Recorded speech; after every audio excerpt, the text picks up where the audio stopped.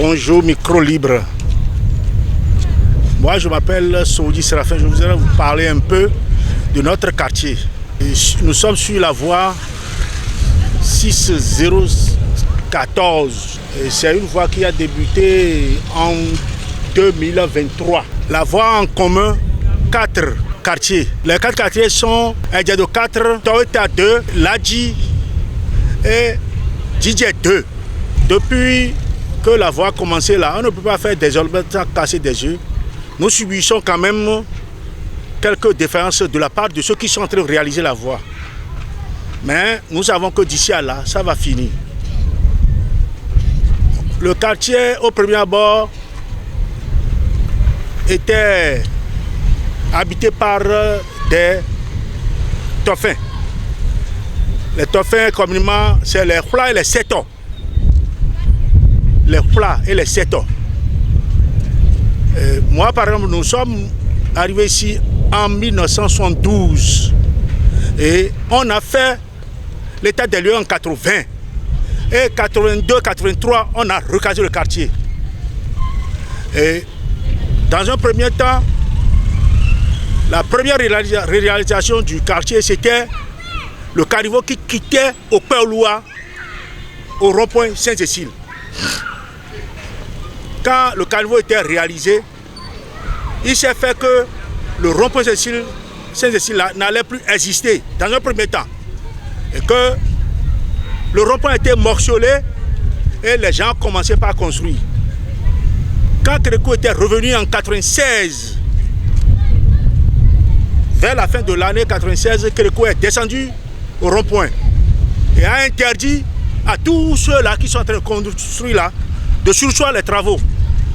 Et a invité Dassi Gri devant la population de se rapprocher du ministre des Finances et faire quelque chose ici, que le projet du rond-point date de 1958. C'est comme ça, quelques mois après, 3 mois après, on a commencé le rond-point et on a fini ça, et c'est l'état dans lequel ça trouve le rond-point aujourd'hui. Ici, nous sommes sur la voie sur laquelle nous sommes là. Je pense que c'est depuis avant 2000 qu'on nous proposait qu'on ira à ce point que la voie là sera réalisée. Mais en 2011, c'est en ce temps-là que ça a commencé un peu, l'État a eu une continuité. Et nous sommes là bizarrement, en 2023 là, les travaux ont débuté. Bon, d'aucuns ne pensaient pas qu'on allait être là où nous sommes aujourd'hui. Mais nous félicitons quand même ceux qui ont l'initiative là, et en particulier le chef de l'État et son gouvernement et les autorités à divers niveaux qui ont contribué aujourd'hui à la réalisation de la voie là. Nous sommes satisfaits quelque part, mais quelque part nous ne sommes pas satisfaits.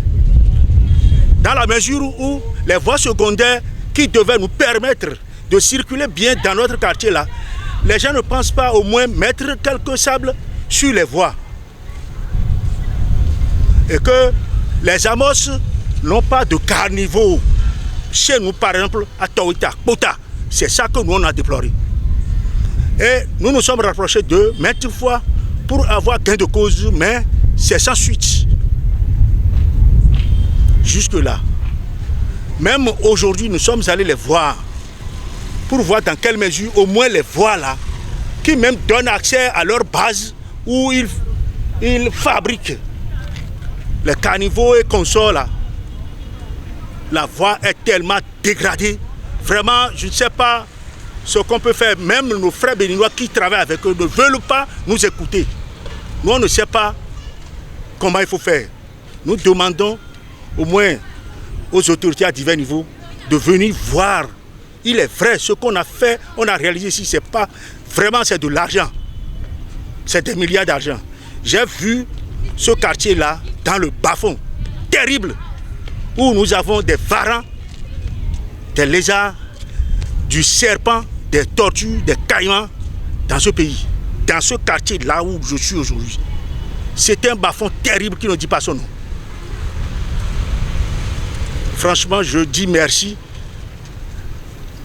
à nos autorités, à partir de la première autorité de notre pays, le président de la République et ses ministres, et jusqu'au CA, au CQ, tous ceux-là qui constituent au moins, et je ne sais pas comment il faut expliquer, et qui constituent un poids dans la réalisation de la voie là.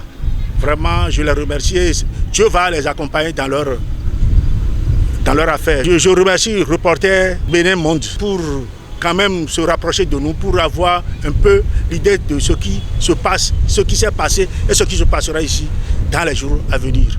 Merci, micro libre.